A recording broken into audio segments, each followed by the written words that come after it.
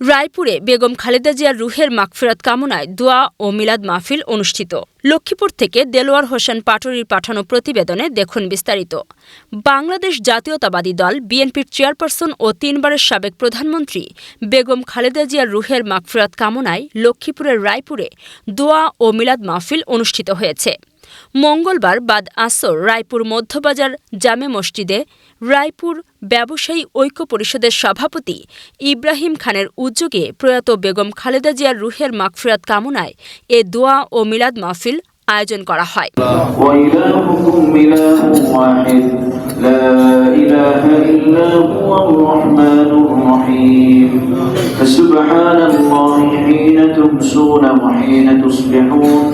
وله الحمد في السماوات والأرض وعشيا وحين تظهرون اللهم صل وسلم وبارك على محمد اللهم إني أسألك بأن لك الحمد اللهم إنا نعوذ بك من عذاب جهنم ومن عذاب القبر ومن فتنة المحيا والممات ومن شر فتنة المسيح الدجال اللهم اغفر لحينا দোয়া মাহফিলে বেগম খালেদা জিয়ার আত্মার মাগফিরাত কামনার পাশাপাশি দেশ ও জাতির শান্তি, সমৃদ্ধি এবং সার্বিক কল্যাণ কামনা করে বিশেষ মোনাজাত করা হয়।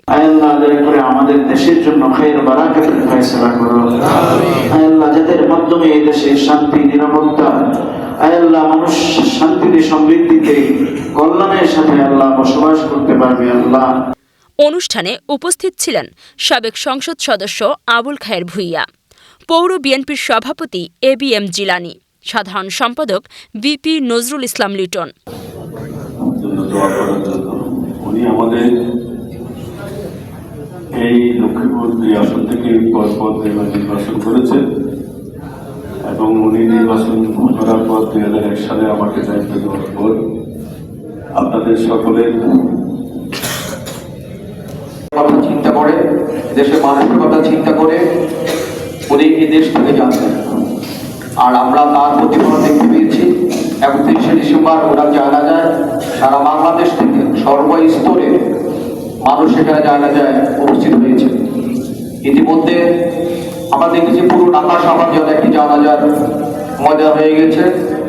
সেখানে উপস্থিত হয়ে মানুষের যে আবেগ, আপ্লুত হয়েছে, যে আবেগ মানুষ সেখানে দেখিয়েছে, আমরা লক্ষ্য করেছি সেখানে মজারে থাকাকালীন অবস্থায় যে বেগম জিয়ার জানাজার দুপুর 2টা হওয়ার কথা ছিল, কেউ কেউ বললো যে জানাজা শুরু হচ্ছে না কেন।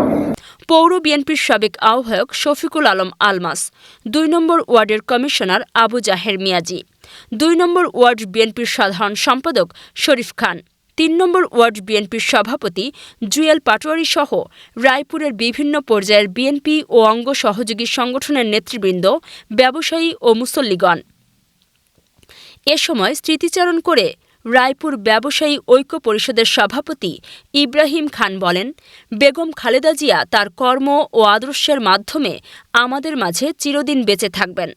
তার মধ্যে কোনো অহংকার ছিল না। তিনি বলতেন, আমি বাংলাদেশে জন্মেছি, এই বাংলাদেশেই আমার মৃত্যু হবে। তার লক্ষ্য ছিল সবাইকে সঙ্গে নিয়ে একটি শক্তিশালী বাংলাদেশ গড়ে তোলা। মহান আল্লাহ যেন তাকে জান্নাতুল ফেরদৌস নসিব করেন।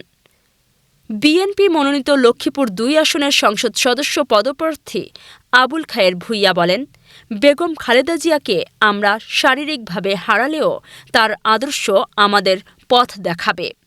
তার আদর্শকে ধারণ করেই আমরা গণতন্ত্র পুনঃপ্রতিষ্ঠার সংগ্রাম চালিয়ে যাব। মহান আল্লাহ তাআলা তাকে জান্নাত নসিব করুন। দোয়া ও মোনাজাত শেষে তবারক হিসেবে উপস্থিত সবার মাঝে মিষ্টি বিতরণ করা হয়।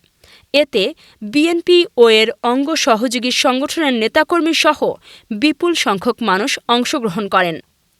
দোয়া ও মোনাজাত শেষে তবারক হিসেবে উপস্থিত সবার মাঝে মিষ্টি বিতরণ করা হয়। এতে বিএনপি ও এর অঙ্গ সহযোগী সংগঠনের নেতাকর্মী সহ বিপুল সংখ্যক মানুষ অংশগ্রহণ করেন।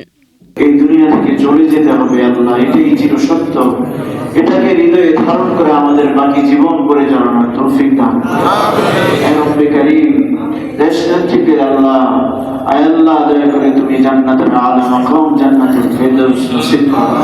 তার জীবনে যে অভূতপূর্ব ভালো কাজগুলো করেছেন আয় আল্লাহ সেগুলোকে সামনে রেখে আমাদের বাকি জীবন পরিচালনার তৌফিক দান করেন।